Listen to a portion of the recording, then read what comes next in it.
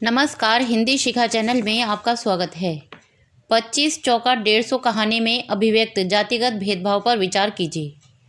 दलित लेखक ओम प्रकाश वाल्मीकि की कहानी 25 चौका 150 में भारतीय सामाजिक परिवेश में व्याप्त जातिगत भेदभाव का यथार्थ वर्णन किया गया है। यह कहानी ग्रामीण जीवन में अशिक्षित दलित समाज के शारीरिक, मानसिक, आर्थिक शोषण को उजागर करती है। कहानी में चित्रित जातिगत भेदभाव पर निम्न बिंदुओं के अंतर्गत विचार किया जा सकता है।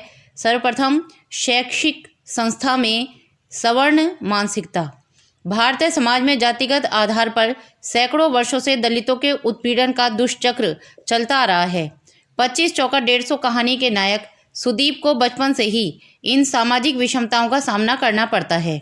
सुदीप के पिता जब पहली बार विद्यालय में उसे लेकर जाते हैं, तब दलित होने के कारण वह और उसके पिता अत्यंत सहमे हुए होते हैं।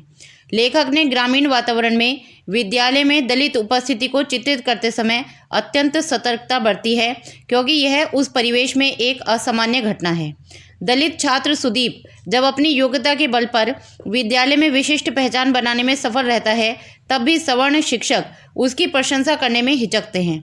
वह गणित का सबसे अच्छा छात्र है और विद्यालय में गणित के अध्यापक ब्राह्मणवादी मनोवृत्ति के हैं। सुदीप पिता द्वारा थोपे गए 25 चौका 150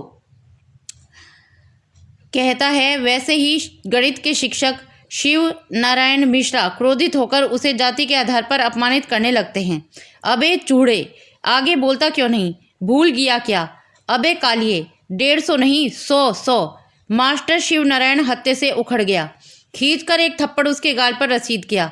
आंखें तरेर कर चीखा, अबे तेरा बाप इतना बड़ा विद्वान है तो यहाँ क्यों नहीं अपनी माँ आया है?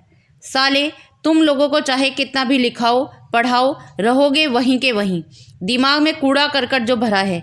पढ़ाई लिखाई के संस्कार तो तुम लोग में आ ही नहीं सकते। चल बोल ठीक से। 25 चौका 100। स्कूल में थोड़ी सी तारीफ क्या होने लगी? पाँव जमीन पर नहीं पड़ते, ऊपर से जबान चलावे है, उलटकर जवाब देता है। ऐसे अनेक जातिगत उत्पीड़न सुदीप अपने शैक्षिक जीवन में सहता है, क्योंकि वह एक दलित वर्ग का छात्र है और ग्रामीण जीवन में दलित उत्पीड़न का समाजशास्त्र बहुत जटिल एवं गहरा है। दूसरा बिंदु है सवर्णों द्वारा अशिक्षित दलितों का आर्थिक उत्पीड़न। शिक्षा के अभाव व समाज की मुख्य धारा से दूर दलित वर्ग के परिवारों को निर्धनतापूर्ण जीवन व्यतीत करने के लिए विवश रहना पड़ा है, जिसने उन्हें सवर्णों को बुद्धिमान, ताकतवर समझने की हीन भावना से भर दिया। कहानी में सुदीप के पिता इसी हीन भावना के कारण किताब तक में लिखे को गलत व चौधरी की बात को सही मानने के लिए उसे प्रताड़ित करते हैं। सुदीप के पिता जब उसे यह कहते हुए सुनते हैं 25 चौका 100, तब उनकी त्योरियां चढ़ जाती हैं। वे गुस्से में कहते हैं, नहीं बेटे, 25 चौका 100 नहीं, 25 चौका 150। सुदीप के असहमत होने पर पिता कहते हैं, तेरी किताब में गलत भी हो सके, नहीं तो क्या चौधरी झूठ बोलेंगे? तेरी किताब से कहीं ठाडे बड़े आदमी हैं चौधरी जी, उनके धोरे पास तो ये मोटी मोटी किताबें हैं। वह तो तेरा हेडमास्टर है, वो भी पाँव छुए हैं चौधरी जी के, फिर भला वो गलत बतावेंगे? मास्टर से कहना सही सही पढ़ाया करे।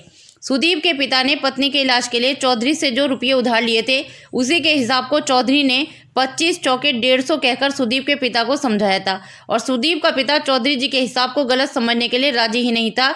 यह बात सुदीप के मन मस्तिष्क पर कील की भांति टंग गई थी। स्पष्ट है कि लेखक ने 25 चौका 150 कहानी के माध्यम से ग्रामीण क्षेत्र में सदियों से जारी दलित वर्ग के जातिगत शारीरिक, मानसिक, आर्थिक उत्पीड़न को सजगता से उठाया है।